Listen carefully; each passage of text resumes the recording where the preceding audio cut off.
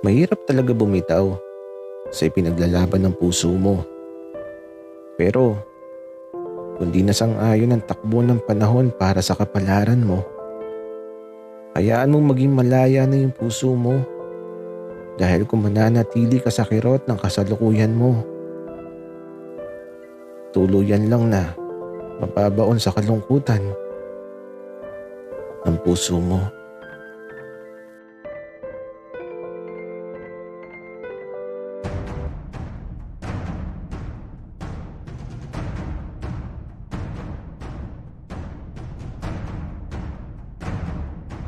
Kaibigan, huwag mong kalimutan mag-subscribe sa aming channel at huwag din kalimutan i-click ang notification bell at subscribe button. Subscribe na!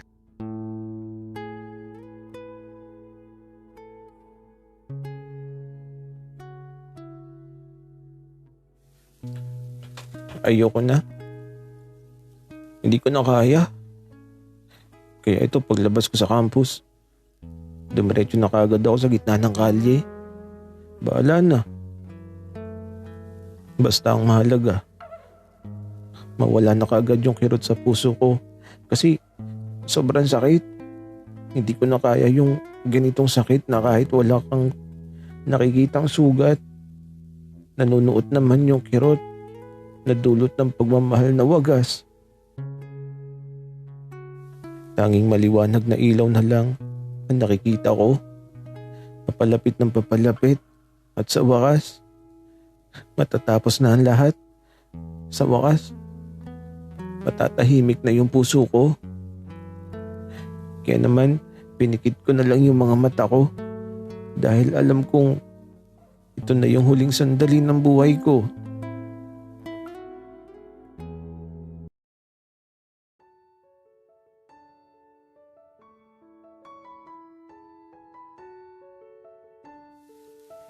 Hindi ko matagpuan si Ben. Nasaan na kaya yun? Tapos eto, biglang may dumating. Babe, I miss you. Wika niya sabay yakap at halik sa labi ko. Pero tinula ko siya papalayo at eto, pinawi ko ang mga halik niya sa labi ko gamit ang damit ko. Naging tahimik ang bawat sandali. Kasi kahit alam kong nakibutas lang ako, kahit paano naman napamahal na din ako. Subalit alam kong mali ang lahat. Di ba?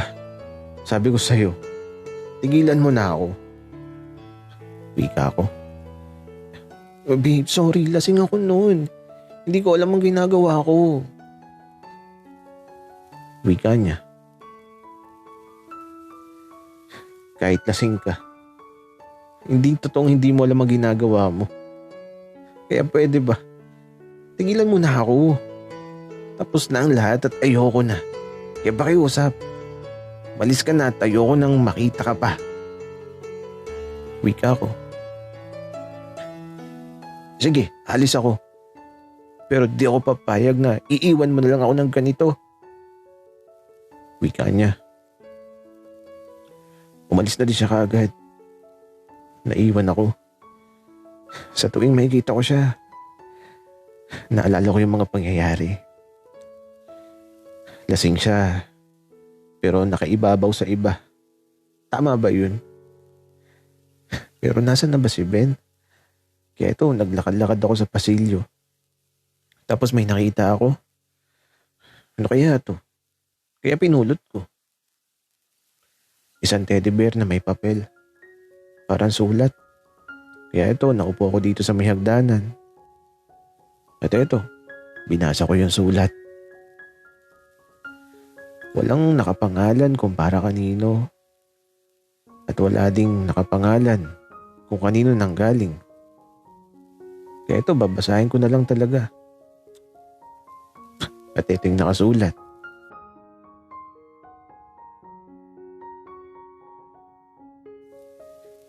Hala, nahiya ako. Pero sige na nga, may sasabihin ako sa'yo.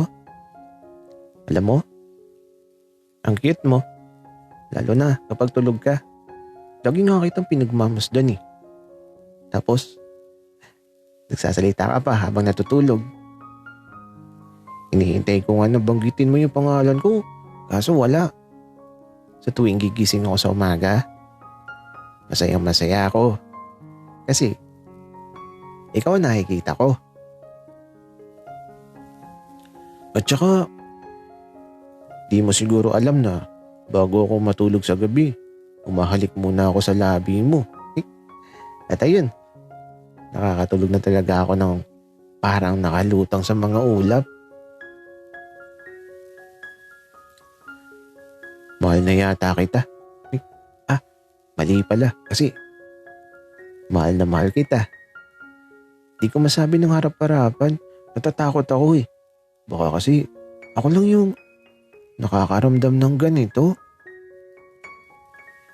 Pero, alam mo, makita ko lang yung mga ngiti mo. Masaya na ako. Kaya dapat lagi kang nakangiti ha. Kasi isang ngiti mo lang, nasasagot na ang lahat ng problema ko. Pero, may tanong ako. What if lang naman? Paano kung mahalin mo din kaya ako? Uy, joke lang. Sana kapag nabasa mo to, sana di ka magalit. Sige, dito na lang. I love you.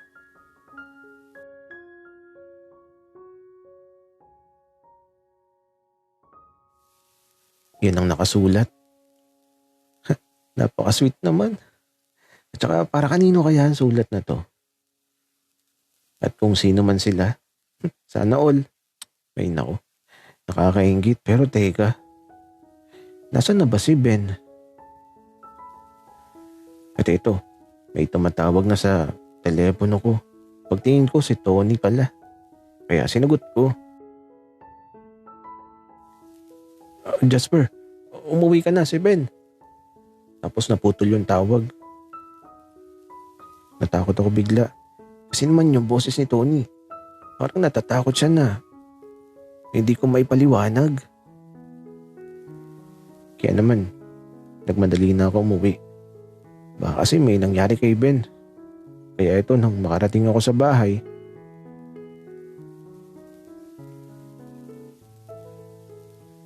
Kuya Jasper, si Ben namatay. Wika ng batang magbabalot. Nasaan si Ben? Saan dinala? Wika ako sa batang magbabalot. Dyan sa kwarto ni Tony. Wika ng batang magbabalot. Kaya ito, agad akong pumasok sa silid ni Tony. Pagpasok ko pa lang, nakita ko nakaupo si Ben sa kama. Umiiyak tapos naguguluhan ako. Pre, teka, labas muna tayo. Wika ni Tony na inakbayan ako at pinigilan ako makalapit kay Ben. Pagkalabas namin, ito, pinaupo muna ako ni Tony sa sala. Naguguluhan ako tapos nakaupo din dito si Boy Balot sa tabi ko na hinila ko kaagad ang tenga. Kuya, aray ko, nananakit ka na naman. Wika ni Boy Balot. Sabi mo kasi namatay si Ben. Wika ko. Muntik na kuya, akala ko nga mababangga siya ng truck tapos nahimatay sa gitna ng daan. Wika ni Boy Balot. Ano ba nangyari? Naguguluhan ako. Wika ako. Di ko nga alam, Jasper. Ayaw magsalita ni Ben. Bigla na lang siyang naiyak tapos ayaw sabihin ng dahilan. Tsaka, sa'yo pala binigay ni Ben ang sulat na yan? Wika ni Tony. Ha? Alin ba? Itong teddy bear na may ribbon? Napulot ko lang to sa pasilyo kanina. Wika ko. Alo? Kay Ben yan. Nakita ko na nagsusulat siya dyan kanina. Wika ni Tony. Natulala ako bigla. Ibig sabihin, kung kay Ben ang sulat na to, ang nakapaloob dito ay para sa akin. Hala. Napangiti ako bigla tapos ito, di ko napigilan na bumalik sa kwarto ni Tony. Kailangan ko makausap si Ben kasi mahal ko naman talaga siya. Kaya ito, pagkabukas ko ng pinto, kamao ang sumalubong sa akin. Tinamaan ako sa bandang mukha tapos nagdilim na yung paningin ko at hindi ko na alam ang mga sumunod na nangyari.